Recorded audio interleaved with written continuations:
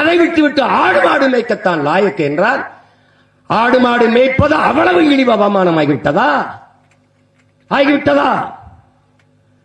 ஆடும் மாடும் மேய்ப்பது அவமானம் அல்ல, வெகுமானம், வருமானம் என்பதை உணராத வரை உன் நாடு பொருளாதாரத்தில் வளராது. ஒரு புடுங்காது.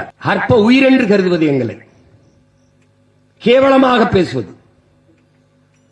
பள்ளிக்கூடத்தில் ஒரு மாணவனுக்கு படிப்பு சரியாக வரவில்லை என்றால் ஆசிரியர் பெருமக்கள் நன்றாக சொல்லிக் கொடுங்கள். அதற்குத்தானே ஊதியம், அதுதானே உங்கள் பணி. ஒரு முறை பதியவில்லை என்றால் திரும்ப மறுமுறை சொல்லிக் கொடுங்கள். மறுமுறை என்றால் 3வது முறை 4வது முறை சிறப்பு பயிற்சி வைத்து கூட கற்றுக் கொடுங்கள். அதை விட்டுவிட்டு ஆடு மாடு மேய்க்கத்தான் லாயக்கு என்றால் ஆடு மாடு மேய்ப்பது அவ்வளவு இழிவு அவமானம் ஆகிவிட்டதா?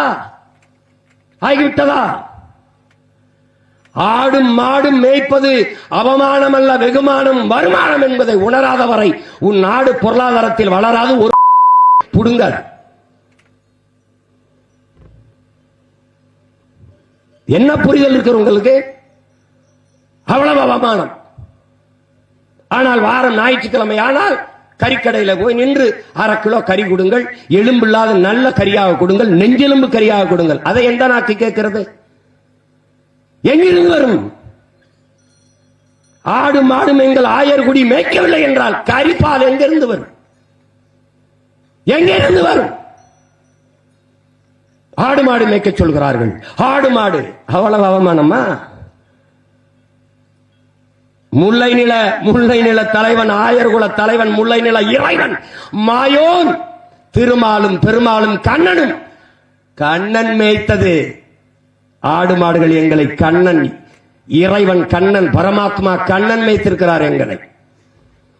இறை தூதர் நபிகள் நாயகன் மேய்த்திருக்கிறார் எங்களை. இறைமகன் இயேசுபிரான் மேய்த்திருக்கிறார் ஆடு மாடுகள் எங்களை. அப்படி என்றால் நீங்கள் ஆடு மாடுகளாகிய எங்களை கேவலப்படுத்துகிறீர்களா? பகவான் கிருஷ்ணரை அவமானப்படுத்துகிறீர்களா?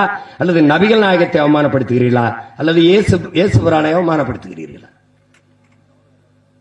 அவ்வளவு இழிவாகிவிட்டதா? அவ்வளவு கேவலமானவர் என்றால் பால் குடிக்காதீர்கள், மோர் சாப்பிடாதீர்கள், குடிக்காதீர்கள், தயிர் திங்காதீர்கள், நெய் திங்காதீர்கள், வெண்ணெய் திங்காதீர்கள், கறி திங்காதீர்கள். அவ்வளவுதானே? செய்திகளை உடனுக்குடன் தெரிந்து கொள்ள கீழ்கண்ட கேபிள் மற்றும் டிடிஎச் நெட்வொர்க்குகளில் எம்நாடு செய்தி தொலைக்காட்சியை காணுங்கள். பாதகம் செய்பவரை கண்டால் நாம் பயம் கொள்ளலாகாது பாப்பா. மோதி மிதித்து விடு பாப்பா, அவர் முகத்தில் உமிழ்ந்து விடு பாப்பா. அண்மை செய்திகளை உடனுக்குடன் தெரிந்து கொள்ள இணைந்திருங்கள் எம்நாடு தொலைக்காட்சியுடன்.